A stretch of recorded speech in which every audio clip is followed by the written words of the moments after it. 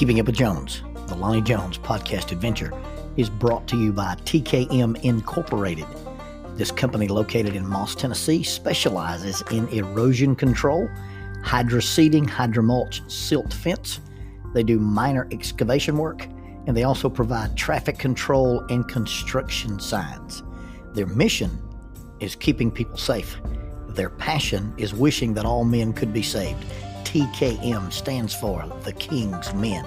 If you'd like to contact The King's Men, you can contact them at 931-243-3958, 931-243-3958, or you may email them at tkminc2001@twlakes.net. That is tkminc2001@twlakes.net. The King's Men, in partnership with Keeping Up with Jones, the Lonnie Jones podcast adventure.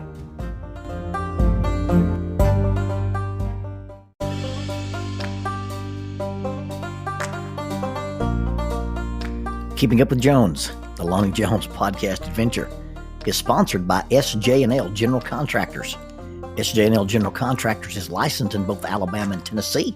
This family-owned business provides mass grading, storm drainage, sewer and concrete improvement, asphalt paving, erosion control, demolition, and heavy hauling. If you're in need of any of these services, you can contact them at 931-433-4660. That is 931-433-4660. If you'd like to be employed by this family-owned company, 3 W's and a dot, sjnl.com, www.sjnl.com. In the early part of 2009, I was released from the hospital in Anniston, Alabama, and came home to several weeks of convalescence. I was restricted from playing outside. I was restricted from shooting my bow. I was restricted to doing pretty much anything. The doctor had originally said, hey, you can't lift anything that it takes more than one hand to lift. And my wife quickly replied, Doc, do you realize what he can lift with one hand? So the doc said, okay, nothing more than 7 pounds. So I'm pretty much on lockdown. So I ventured into World of Warcraft, which was a multiplayer online game. And I didn't know much about it. I got a 30-day free trial to World of Warcraft. And for 30 days, I had the unmitigated reign of terror as Bad Axe the Barbarian. An axe-wielding barbarian roaming through the landscape of World of Warcraft and causing chaos and mayhem everywhere I went. And when the 30 days expired, so did Bad Axe the Barbarian. In 2005, years before the reign of terror from Bad Axe the Barbarian, Ben Schultz, playing the character online of Leroy Jenkins, made these words immortal. All right, chums, let's do this. Leroy Jenkins! And if you're not familiar with that episode, it's a hoax.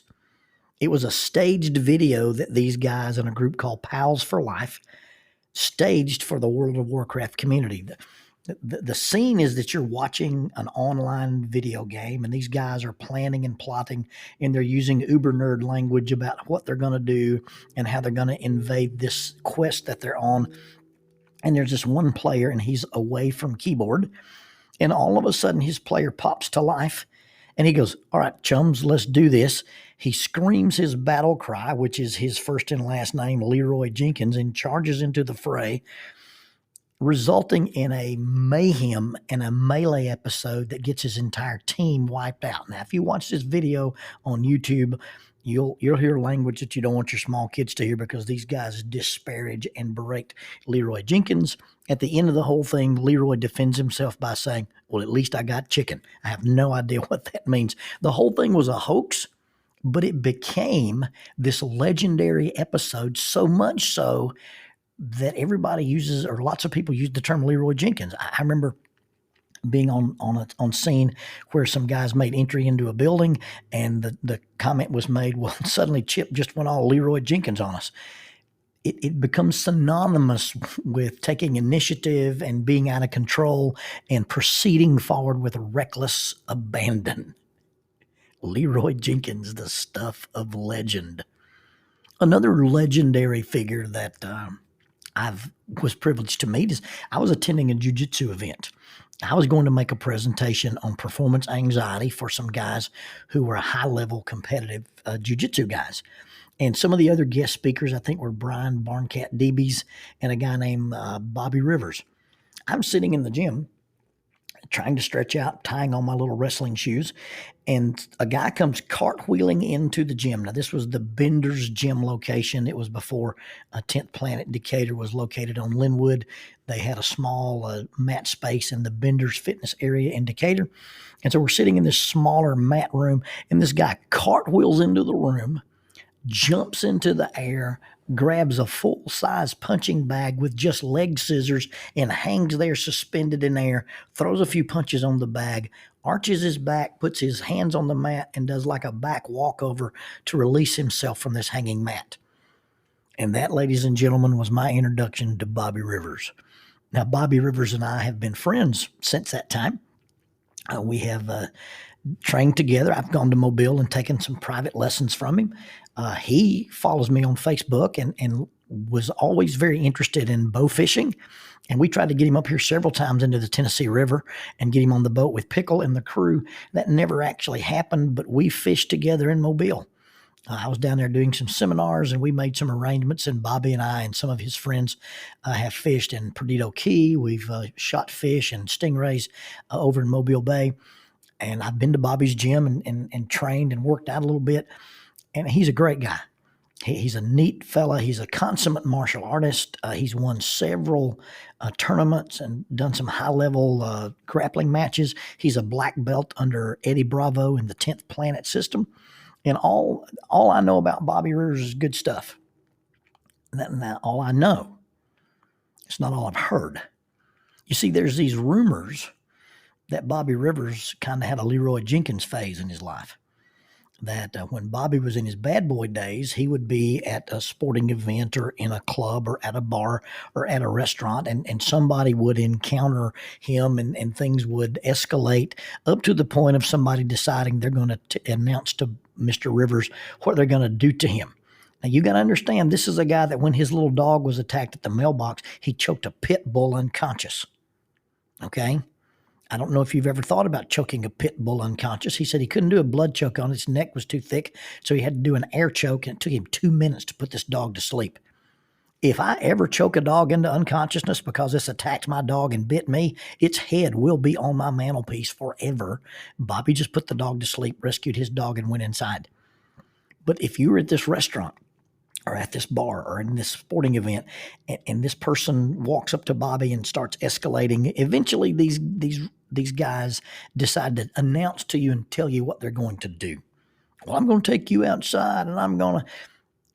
And Bobby's response, allegedly, reportedly in these days, was to just simply stand up, push his chair away from the table, give kind of a sardonic smile, a little bit of a sigh, reach into his pocket and put a mouthpiece in. Now, this is not put a mouthpiece case on the table, open it up. This is just reach into your pocket with your change and your knife or whatever it is you carry in your pockets and pull a mouthpiece out and pop it right in. If you're standing in front of a gentleman and you're about to escalate the encounter into physical violence, and he stands up and puts a mouthpiece in, it is time to reevaluate your life choices up to this point. Because you're going to ask yourself, what kind of person does this? Who does this guy think he is? I remember during the height of COVID, we weren't going to take my truck. We were going to get into Jackie's car, and I don't remember where we were going, but I needed to get a sun hat because I'm bald. And I remember announcing to Jackie, "Hey, we can't go yet. I've got to get my hat, my mask, and my pistol." Wait a minute. If I've got to have a hat, a mask, and a pistol to go anywhere, am I the Lone Ranger? Well, this is Bobby Rivers. He got up in those days and would leave his house or leave his apartment. Let me get my keys. Let me get my wallet. Let me get my cell phone. Oh, yeah, let me get my mouthpiece. If you're messing with a guy who has to put a mouthpiece in, he has to put a mouthpiece in his pocket before he goes out every day, you don't want to invite this guy out into the parking lot. You would be surprised at what an effective de-escalation tool this is. Now, I teach active listening. and de-escalation skills for the police department. I've taught this same class in Mobile County. I've taught it with the federal marshals. I've taught it with the prison system. I've taught it with the parole board. But let me tell you, more effective than active listening and de-escalation skills verbally, you stand up and put a mouthpiece in your mouth, the person on the other end of that says, hey, I may not be wanting to do this as much as I thought I did. There's a t-shirt that says, do you talk the talk or can you walk the walk? We talk about congruency. What you say, does it match your body language? What you say, does it match your tone? And if you don't have congruency between your tone and your words and your body language, then you're not really telling the truth. You're being disingenuous. And it's important for us to be congruous, but it's also more important that when you're talking to the other person to be able to find out if those three things match, and you can tell whether they're being honest or whether they're being manipulative or whether they're not got a foot in reality. When you decided that you're going to threaten somebody and say, hey, we're going to fight, but you didn't bring your mouthpiece, I'm not sure you thought you were going to fight today. This guy left his house with a mouthpiece in his pocket. Now, this may all be apocryphal information and legendary, and I may be besmirching the good character of my dear friend Bobby Rivers. But let me tell you right now, a guy stands up and puts a mouthpiece in, he's about to go Leroy Jenkins on you. And you don't want any part of that. So when you begin to complain about what needs to be done in school, in church, in society, in the community, or in your relationship, and you're not willing to stand behind the thing that you think needs to be done with some very intentional action, then I think maybe it's time not to complain about it. I think maybe it's time to be quiet. I think it may be time to realize that if I'm not willing to do anything about it, I need to push away from my keyboard and fold my screen and get out from my parents' basement and actually live a life. I've been shocked and appalled and dismayed at the number of pet projects people decide to glom onto because they have so little purpose in their lives that they have to protest on behalf of people they've never met, never encountered, and never been treated that way.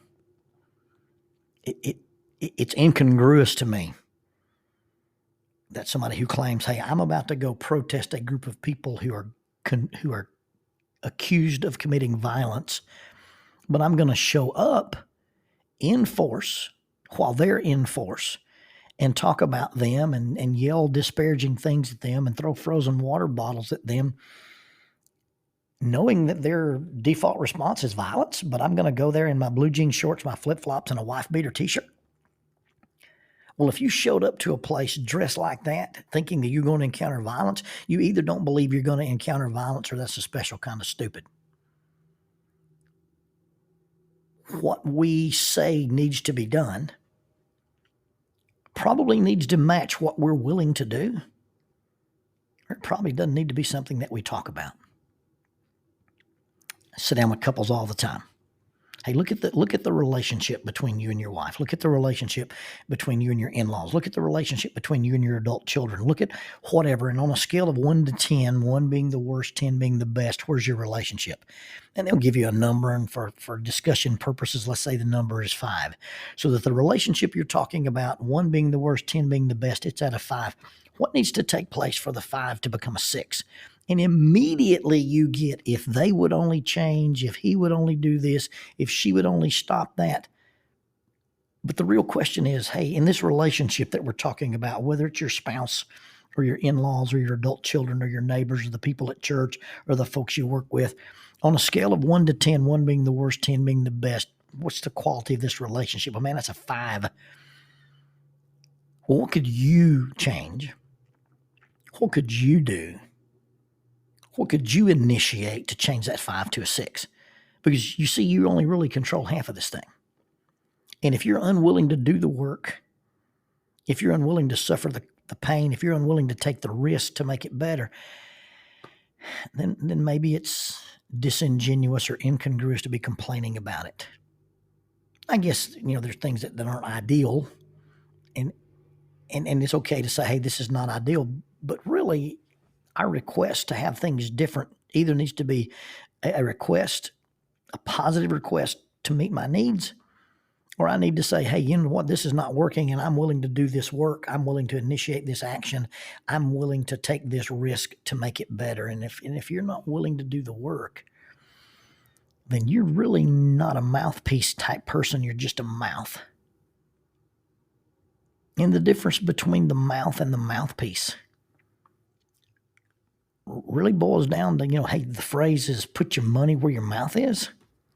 Well, just forget the money and just put your mouthpiece in.